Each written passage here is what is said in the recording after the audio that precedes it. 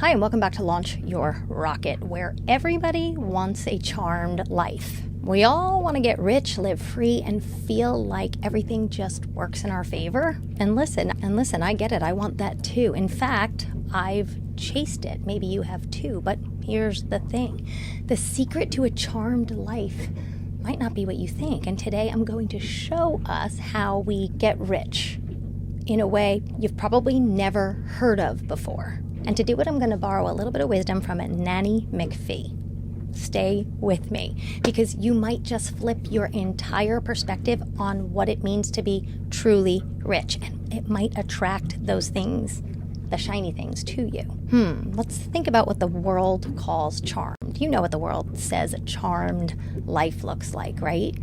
It's a big house, the bank account, the car, the closet, the boat, the applause, the highlight real life, the one we see all over Instagram. Perfect filters, perfect smiles, perfect captions. I love that song that says, nobody hangs hard times on the wall. No, of course not. But let's be real. We all know people who have those things. There's nothing wrong with having those things. They're amazing, but they're still miserable. They look rich, but they're not wealthy. They feel empty. And on the other side, we all know people who have less. My daughter went to Tanzania and she thought she was going to meet sad people. She went on a mission trip, and when she walked around, she was like, oh my gosh, these people walk around with this kind of light. Nothing rattles them. They have so much joy, peace, and steadiness. And she was amazed. So it makes us ask, what is the real secret? What does it actually mean to be rich? Why are some people so poor? All they have is money. And why do some poor people have great wealth? Well, enter Nanny McPhee. If you've ever seen the movie, it's kind of like Wicked is to The Wizard of Oz. It's kind of Nanny McPhee is to Mary Poppins. It's such a great movie. It's about this nanny, and she comes to help this family, and they can't stand her, and they're miserable, and they want to push her away. And there's this amazing line in the movie, and if you've seen it, you'd remember it. But if not, this is what she says.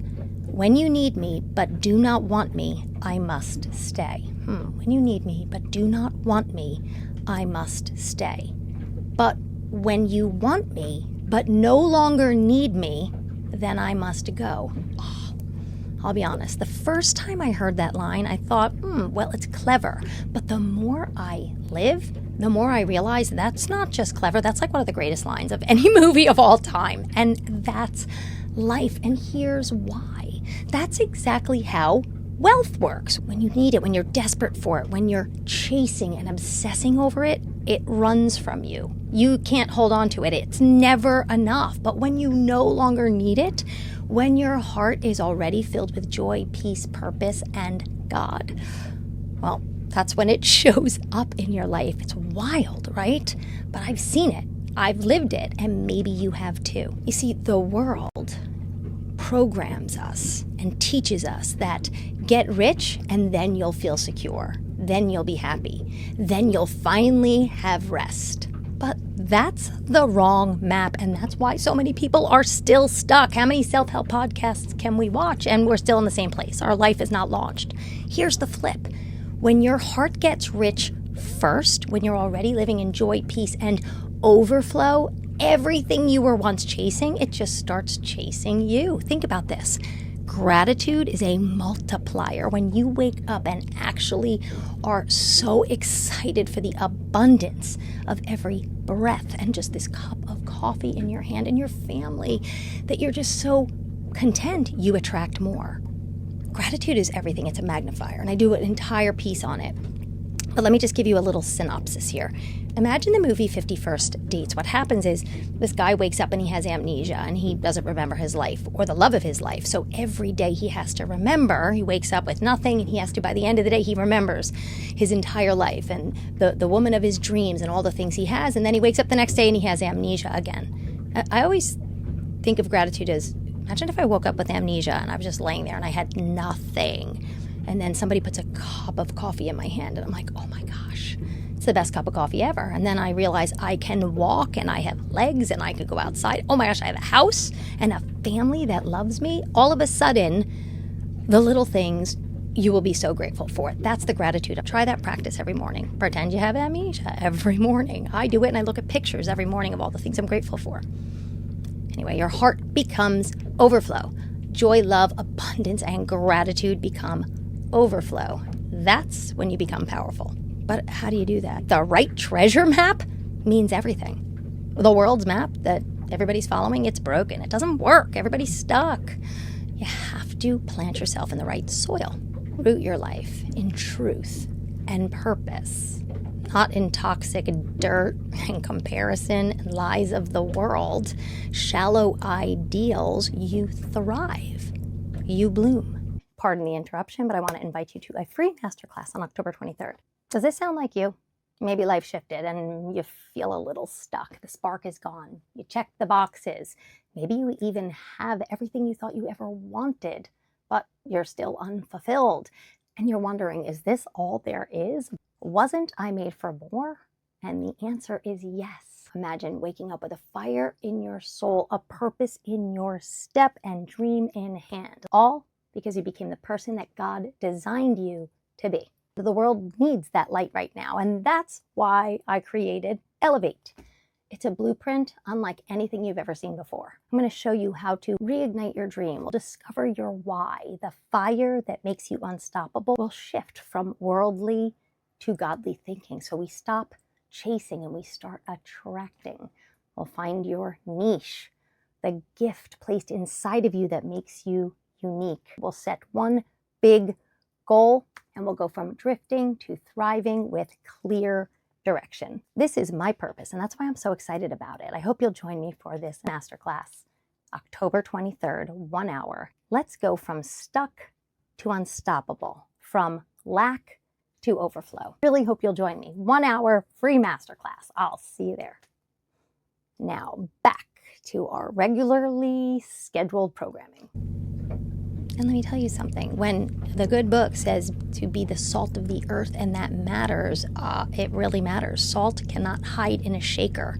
Thousands of years ago, salt was more than something just to be flavorful and flavor your food. It healed when there were no antibiotics. It preserved when there were no refrigerators. Salt is the flavor of life.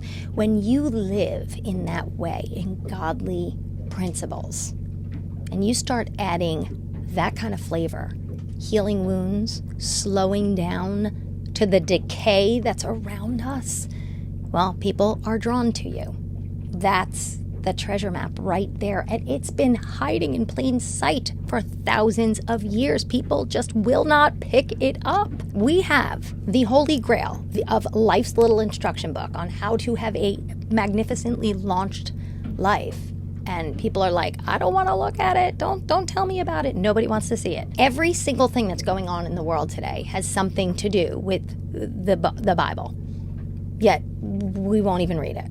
The #1 best-selling book, over 5 billion copies sold. Our entire world runs on biblical principles, yet people refuse to pick it up. By the way, I did make a course. It's called B101. I think people just are intimidated by it. So I made Cliff Notes for the Bible. It's on launchyourrocket.com. It's the #1 best-selling book, yet book clubs are searching for the best novel to read. Well, I have a clue.